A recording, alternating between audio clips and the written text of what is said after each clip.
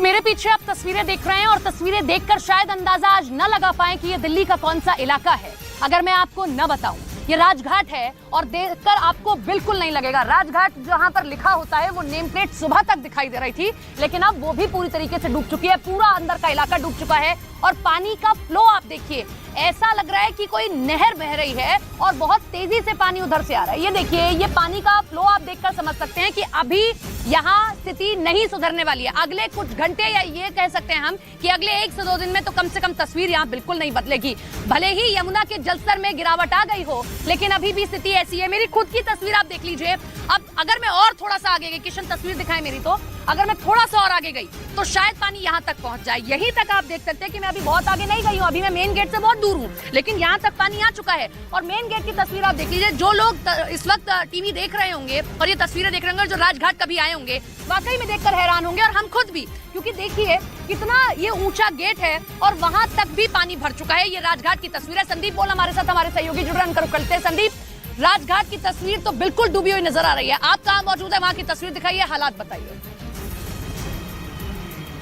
देखिए, आईटीओ में भी कमोबेश वही हाल है जो कि राजघाट का है। राजघाट में वहां पे ट्रैफिक नहीं है, लोग वहां पे सिर्फ घूमने के पर्पज से जाते हैं। लेकिन इस वक्त जहां हम लोग खड़े हैं, ये आईटीओ ये व्यस्ततम रोड में से एक है, दिल्ली के सबसे व्यस्ततम रोड में से एक है। और मैं इस वक्त जिस जगह खड़ा हूं, ये रास्ता सीधा लक्ष्मीनगर की तरफ जाता है और यहाँ पे आप समझ सकते हैं कि पानी कितना है। चारों तरफ से जो है पानी भरा हुआ है, दूसरी रोड के दूसरी तरफ भी पानी भरा हुआ है। विकास मीनार, इधर आप विकास मीनार के सामने भी देख सकते हैं कि पूरा का पूरा पानी इस तरीके से भरा हुआ है।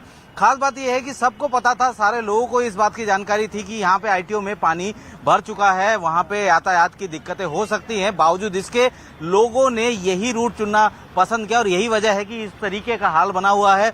जाम जो है वो पीछे लक्ष्मीनगर तक पहुंच रहा होगा, क्योंकि ये ऑफिस टाइम है और ऑफिस टाइम के दौरान इस तरीके के हालात होना, नॉर्मल बारिश में भी इस तरीके के हालात बन जाते हैं, लेकिन ये तो पानी सीधा यमुना से इधर बाहर आ रहा है। तो ऐसे में यहाँ पे जो हालात बने हुए हैं वो आप देख सकते हैं। ये सामने एक ऑटो जो है, हालांकि इस रास्ते को वहाँ बंद कर दिया गया है बैरिकेड लगा के, बावजूद उसके यहाँ से लोग कोशिश कर रहे हैं आने की। राजघाट पर जो सबसे अलग चीज है वो ये कि आईटीओ पर जो पानी आ रहा है वो इस वक्त नाले का भी पानी है और एक पोल में अर्थिंग की भी प्रॉब्लम आ रही है, करंट भी दौड़ने की खबर आई है। और यहाँ जो पानी है वो यमुना का पानी, क्योंकि हम तो यहाँ देख रहे हैं तस्वीर, यहाँ नाले का पानी तो नहीं, लेकिन यमुना का सीधे सीधे पानी, और पानी बड़ा तेज बहाव का है। वहां कोई सोल्यूशन निकाला जाए कि पंपिंग या किसी से वहां पानी निकाला जा सके? देखिए, पंपिंग करके निकालेंगे कहाँ, पानी को वापस यमुना में ही भेजना है और यमुना से ही पानी वापस आ रहा है। सीवर जो है, जितने भी सीवरेज हैं यहाँ पे, वहां से सारा पानी तो ट्रीट होके यमुना में ही गिरता है। तो ऐसे में जब यमुना पानी लेने के लिए और ज्यादा उस तरीके तैयार ही नहीं है, इसी वजह से ये सारा का सारा पानी यहाँ सीवर का बाहर निकल रहा है। इस वक्त यहाँ पे मिक्स पानी है, यानी कि जो सीवर का पानी है वो भी जो है बाहर वापस आ रहा है और साथ ही यमुना का पानी जो राजघाट जहाँ आप खड़े हैं वहां से ये पानी सीधे धीरे धीरे होते हुए सचिवालय की तरफ से यहाँ पे भरना शुरू हो गया है। और यही वजह है कि यहाँ पे अगर आप ये बोलें कि कोई इंतजाम हो सकता है सीवर का पानी, तो ये क्या बिल्कुल गलत होगा, क्योंकि पानी को भी कहीं निकाल कर दूसरी जगह भेजना है। यमुना में पानी जा नहीं सकता, दूसरी जगह कोई ऑप्शन बचा नहीं है।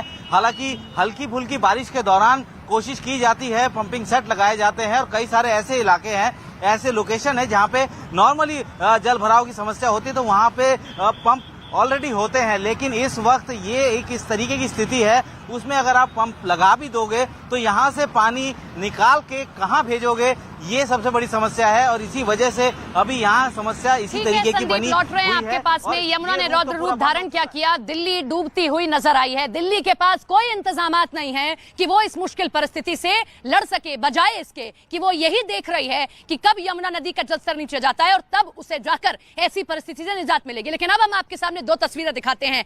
यमुना ने जैसे ही जलस्तर यमुना का बढ़ा, 2 जगहों पर खतरा ज्यादा मंडराया। पहला दिल्ली और यहां से महज 150 150 से 180 किलोमीटर दूर मथुरा, वहां पर भी स्थिति ऐसी ही है। निचले इलाके डूब चुके हैं। केसी घाट जहां पर आरती की जाती थी वहां पर देखिए पूरी तरीके से डूब चुका है वो इलाका। ऐसा इलाका जहां वृंदावन के लोग परिक्रमा करने के लिए पहुंचते थे। सुबह सुबह जितने भी साधु संत होते हैं वृंदावन के वो वहां परिक्रमा करते हैं, लेकिन वो पूरा इलाका डूब चुका है। जो आसपास के खेत हैं वो डूब चुके हैं। और ऐसे में वहां के लोगों से भी आह्वान किया गया और पर्यटकों से भी आह्वान किया गया है कि आप जो है अभी उन इलाकों में न जाएं, क्योंकि पर्यटक ऐसे में बोटिंग करने की कोशिश करते हैं, बिल्कुल रिस्की है। हम भी अपील करते हैं कि आप फिलहाल किसी भी तरीके से या तो मथुरा जाने से बचे, और अगर जा भी रहे हैं तो कम से कम यमुना की तरफ तो बिल्कुल रुख ना करें। हमारे साथ में संदीप लगातार बने हुए। संदीप, मैं जो तस्वीर अब ये ग्राउंड पर देख पा रही हूं, मुझे नहीं लगता कि अगले 102 दिन भी आपको राहत मिलेगी जब तक यमुना का जलस्तर खतरे के निशान के नीचे नहीं पहुंचता है। ठीक है, तस्वीर दिखाएंगे, उनका एक बार फिर से संपर्क करेंगे, लेकिन फिर से किशन तस्वीरें दिखाइए। मैं बिल्कुल, अगर यहां नहीं आई होती, मुझे ये लोकेशन न पता होता, तो मैं बिल्कुल आपको नहीं कह सकती थी कि ये कोई ऐसा इलाका है जहां पर लोग आते हैं, जहां शांति के लिए लोग आते हैं। ये देखिए, मैंने यहाँ फोन रखा हुआ है, यहां तक पानी आना शुरू हो चुका है, यानी कि अब स्थिति यहाँ बड़ी विकराल है। यहाँ आना खतरे से खाली नहीं है। और अभी यहाँ थोड़ी देर पहले जो यहाँ बाकी रिपोर्टर्स हैं, जो बाकी लोग हैं, उन्होंने कुछ वीडियोस भी हमें दिखाए, यहाँ छोटे छोटे सांप भी देखने को मिले। वो तस्वीर देखकर तो वाकई ये लगता है कि यहाँ कोई राजघाट या कोई ऐसा रास्ता था ही नहीं, ये तो कोई नहर थी, आसपास खेत थे। पहली तस्वीर तो मुझे लगता है ऐसी देखने को मिलती है। यहाँ लोगों का जमावड़ा बड़ी संख्या में रहा करता था, लेकिन अभी यहाँ आपको सिवाय पानी के कुछ नहीं दिखाई देगा। संदीप हमारे साथ लगातार हमारे सहयोगी बने हुए हैं। संदीप, मेरा सवाल वही कि 2-3 दिन तक मुझे नहीं लगता कि निजात मिलेगी ऐसी समस्या से, जब तक जलस्तर खतरे के निशान से नीचे नहीं पहुंचता है। बिल्कुल, देखिए 2-3 दिन तक क्या हम कहेंगे, जब तक कि यमुना का जल स्तर कम नहीं होता तब तक ये स्थिति ठीक नहीं हो सकती। खासतौर पे कि आईटीओ की हम लोग बात करें, यहाँ पे सारा पानी जो पंप करके बाहर भी भेजना है वो भी यमुना में ही जाना है। और जब यमुना ही पानी लेने को तैयार नहीं है, यमुना ही पानी बाहर फेंक रही है, तो ऐसे में जब तक यमुना का एक्चुअल जल स्तर जो कि अभी बना हुआ है उससे कम नहीं हो जाता, तब तक ये स्थिति इसी तरीके से बनी रहेगी। और लोगों को आप देख सकते हैं कि किस तरह से, क्योंकि सबको अपने काम पे जाना है, कुछ लोग बस में बैठे हुए हैं, कुछ ऑटो में हैं, लोग कोशिश कर रहे हैं इस रूट को ले जाने की। कई सारी बसें तो बीच से यू टर्न लेके वापस भी जा रही हैं, क्योंकि इस रूट को वो यूज नहीं करना चाहते। लेकिन सबसे बड़ा सवाल तो यही है कि जब सुबह से ही हम लोग सबको ये जानकारी दे रहे हैं कि यहाँ पे पानी भरा हुआ है, समस्या हो सकती है, आप लोगों को यातायात की दिक्कतें झेलनी पड़ सकती, बावजूद इसके लोग जो है इस चेतावनी को, इस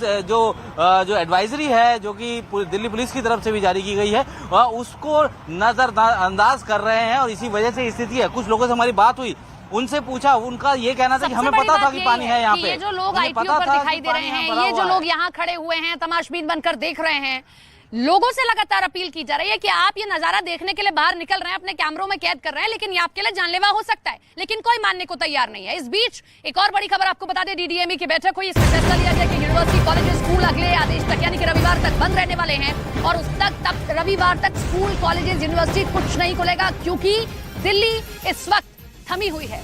दिल्ली में रफ्तार पर ब्रेक लग चुका है। कहीं भी आने और जाने में आपको दिक्कतों का सामना करना पड़ सकता है। लिहाजा आपसे लगातार अपील की जा रही है, जितने भी दर्शक इस वक्त टीवी देख रहे हैं, जितने भी दिल्ली के लोग हैं या दिल्ली कामकाज करने के लिए आते हैं, वो अभी अपने घरों में ही रहें।